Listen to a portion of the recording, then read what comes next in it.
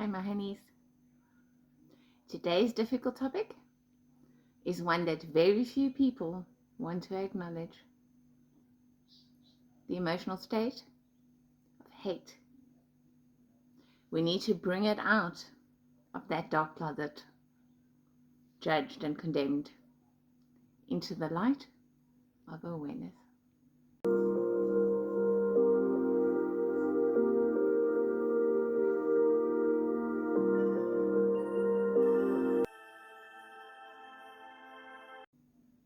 As always, if you are returning to my channel, thank you so much and welcome. And if you are new here, you are most welcome. I am just Melissa, and this is Empower Empire. If you have never watched my content before, please go to the beginning of the Emotional Frequency Scale playlist and watch the 3 episodes, or 4, that are ahead of this one. This one might be a little bit intense for you to start with. Hate, my honeys. Let's look at, be honest about, and acknowledge the emotional state of hate. Hatred is actually agonizing heartbreak. Hate is the emotional state of the deepest agony. It is the worst kind of hurt and pain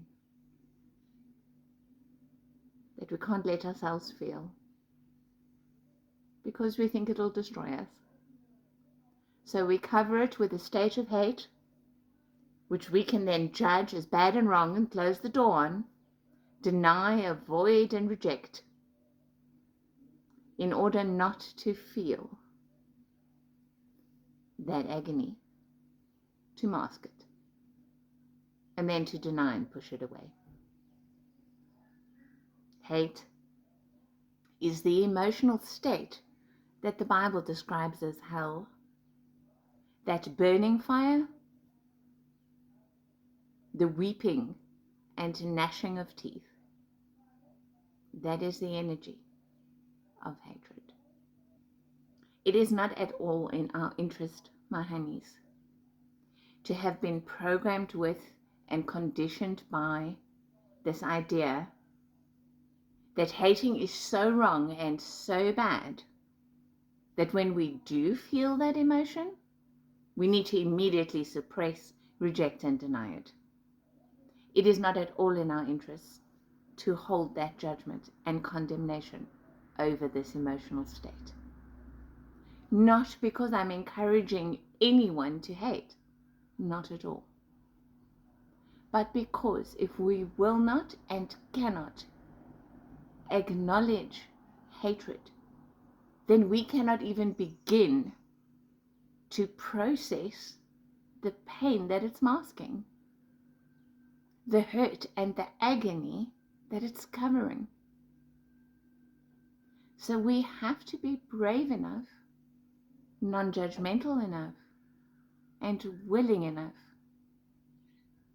to become aware of whether, in fact, we do feel some hate. We are holding and carrying some hatred. Perhaps we are even unconsciously hateful. And it shows itself in our lives in terms of how we treat others and how we judge and condemn them. Because in the mirror of life, we will deflect onto others. Because that's the thing, my honeys. The emotional state of hate, especially the extent to which it is unconsciously held, is going to attract into our lives and into our world violence. In order for us to be able to see and recognize that we must be carrying hate in order for this to be reflecting in our world. Because what is violence? If we use that art, I forget its term now, of scrambling the letters of words? Do you know what violence is? What it transliterates into? I see no love. That's violence. The complete absence of love. The shadow state of lovelessness. That's what violence is. Whether that is violence in our thoughts, violence in our emotions, violence in our words, or heaven forbid, violence in our deeds. All violence is the absence of love. And it is a scream for it, an existential scream for it. Because we are love. That's what we are. So where there's no love, we are completely divorced, separated from the core of our being, from our very essence. So to whatever extent we are embodying and holding, feeling and carrying the energy of hate, we are split apart from our authenticity, from ourselves, from our love, therefore from the light, the truth, and our power. So my honeys, it starts with willingness, a curiosity and a courage to be willing to look at whether we perhaps have it, and if we do, to begin to look at it. We only need to see that mask of hatred for a split second before the mask is going to slip, and we're going to become aware of the pain that it's been covering. And no, that's not fun. But pain that we're aware of is pain that we can process. Pain that we can process, we can heal. And pain that we have healed is our power. So I'm here to encourage you, my honeys, to begin with the conscious choice of exercising the willingness to become aware. Moral judgments about things like the energetic state of hatred, moral judgments exist on that same duality spectrum that everything in 3D exists within. Moral judgments are not ultimate truth. The truth doesn't judge, it cannot. The truth just is, it simply is. It's eternal and it stands in that. We judge according to the false light and the dark spectrum. We decide that things are good and bad, things are right and wrong. And so we've put hate in this really dark, wrong, bad, and scary corner of that moral judgment spectrum. It isn't that. It is a result, a defense, and a coping mechanism for hurt, for pain, for trauma. We want to be free, and we want to be empowered. It begins with the truth acknowledging there is this box of darkness. Let me unwrap it. Let me see what's actually inside there. What has it been covering? Because pain we can feel is tears we can cry. And tears we can cry is a release. That water is cleansing, carries away the pain, which was never true. Have you ever wondered why tears are salty? Salt is a crystal, right? Why are our tears salty? Because crystallized trauma, pain, is able to be released through our tear ducts, where it's no longer causing havoc in our physical body unconsciously. We can look at our hate, my honeys, and survive it.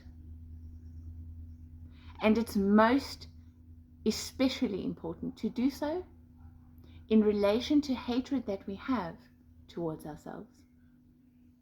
As damaging and negative as it is to hate someone or something out there and to judge it and justify that, it is even more so to turn this energy, this emotional state, against ourselves. To hate ourselves is to hold no love for ourselves, and we do violence to ourselves thereby. Because again, what is violence? It's when I can see no love. When I hold no love for myself, it is a violation and it's distortion and a violence in myself against myself. I harm, hurt, and damage myself. The road to healing, to self-love, and to forgiveness must begin with an honest evaluation of our low and dense states. And we can process through them really rapidly and quickly.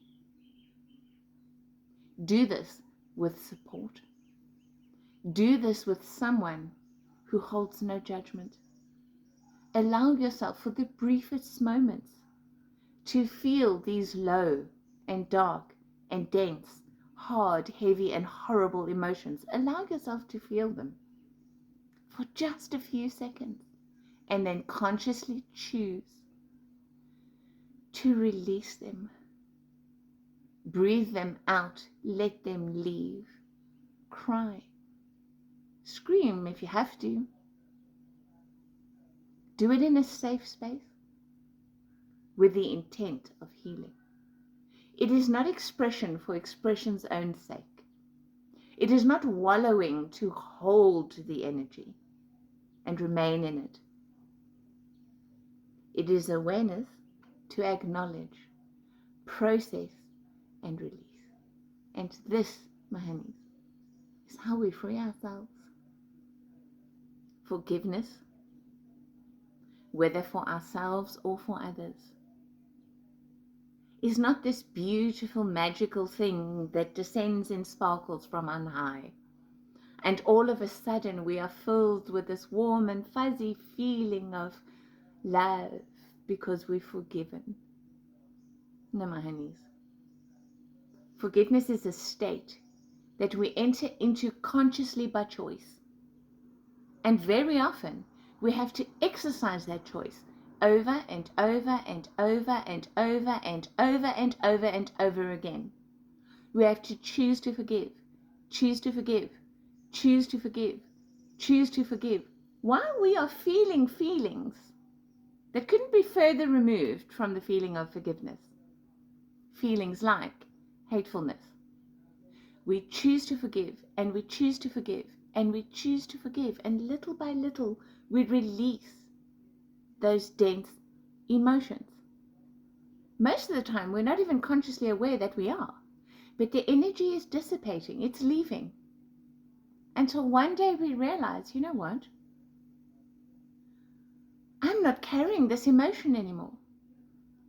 It's left.